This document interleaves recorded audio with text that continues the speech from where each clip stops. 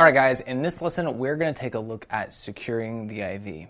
So after you put in your IV, you want to make sure that you secure it. And this kind of starts prior to you putting in the IV. It takes a little bit of being aware and thinking critically. For instance, if you have a really hairy patient, you have to think, how am I going to secure this?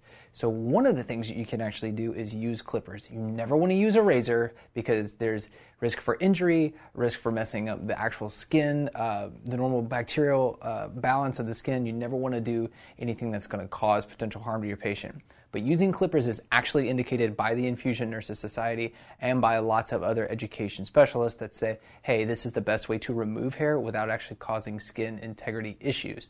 So if you have a patient who you know is going to be hairy, but you've got to make sure that IV's in, use those clippers to do that. Another thing you want to be aware of are patients with oily skin or dirty skin. You always want to make sure that that skin is clean and dry before you ever try to put an IV in. Now, when we look at securing the IVs, we do it several ways. The first one is you can just apply the transparent dressing directly to the IV. That's very commonly used and it's totally safe. What you want to do is you want to make sure that you're doing it efficiently and that you're keeping the site clean and dry. Another thing that you can do, and it depends a lot on your patient, is you can do these things called chevrons. And a chevron is just a method of taping.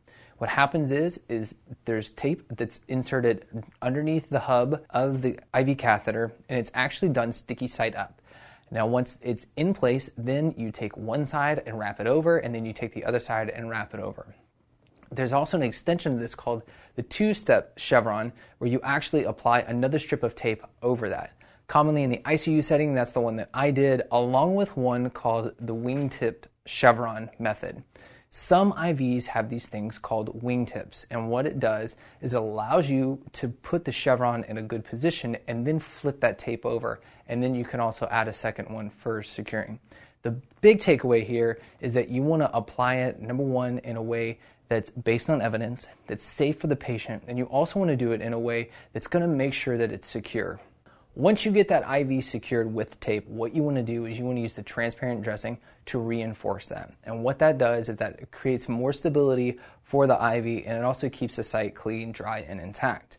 Afterwards, then you can apply tape either around the edge, especially for those excessively hairy patients.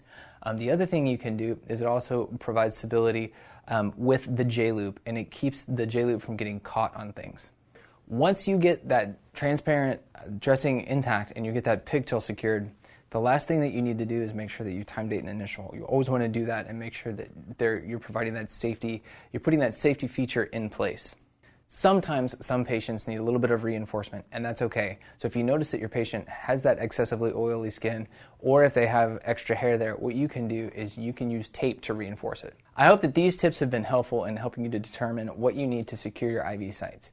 Now, go out and be your best selves today, and as always, happy nursing.